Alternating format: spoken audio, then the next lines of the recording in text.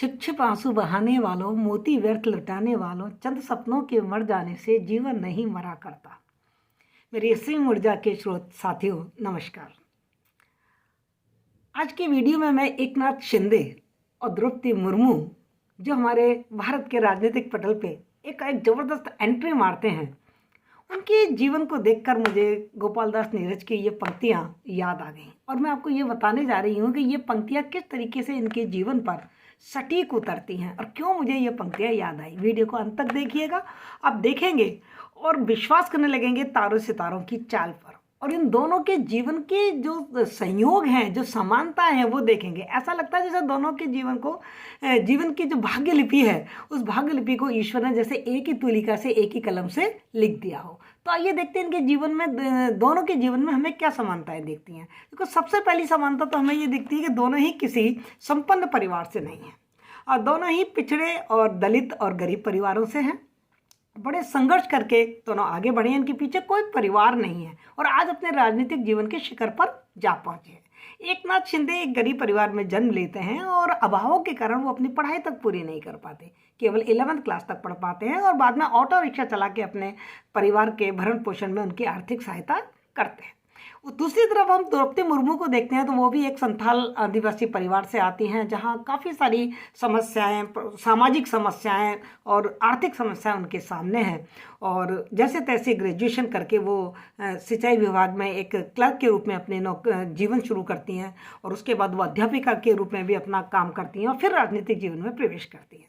तो दोनों के जीवन की ये समानताएं तो हम देख ही रहे हैं। ऐसी समानताएं तो हमें और भी बहुत नेताओं में मिल जाएगी। पर आगे देखिए, अब दोनों 1997 में राजनीतिक जीवन में प्रवेश करते हैं और दोनों ही स्थानीय जो शासन है उसके माध्यम से राजनीतिक जीवन में प्रवेश कर रहे हैं।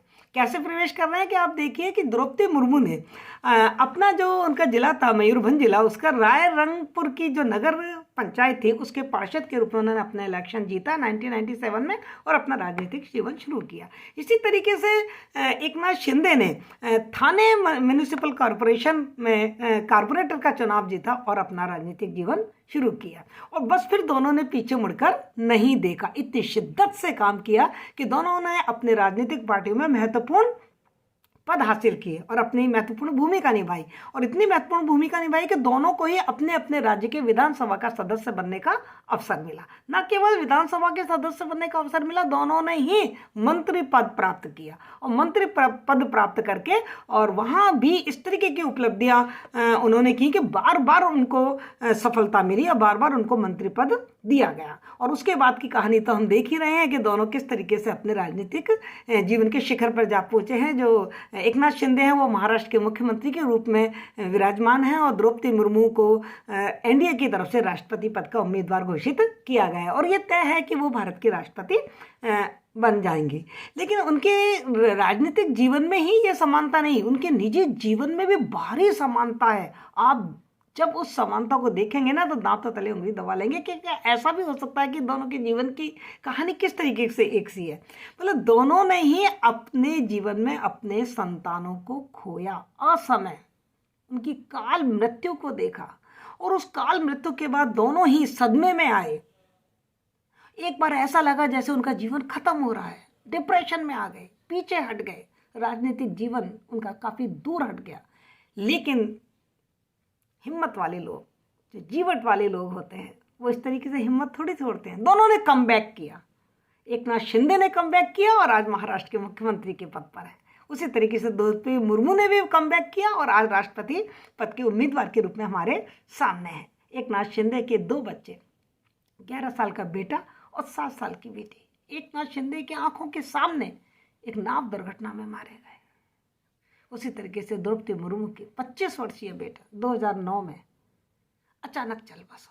2013 में उनका छोटा बेटा, उनकी माँ, उनके भाई एक ही महीने में चल बसे और नेक्स्ट ईयर उनके हस्बैंड भी खत्म हो गए। लेकिन जैसे कहते हैं ना, कुछ सपनों के मर जाने से जीवन नहीं मरा करता। इन लोगों का जीवन भी नहीं मरा। इन्होंने अपने आप को सार्वजनिक जीवन के लिए अपने आप को समर्पित कर दिया और ये समर्पण ही आज रंग लाया है।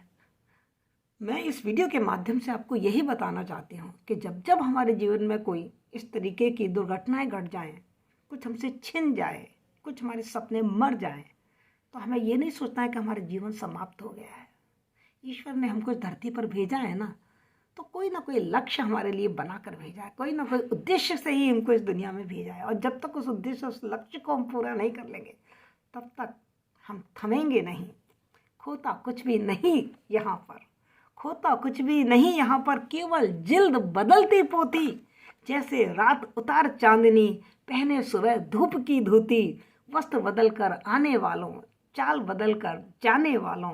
चंद खिलौनों के खो जाने से बचपन नहीं मरा करता, चंद सपनों के मर जाने से जीवन नहीं मरा करता।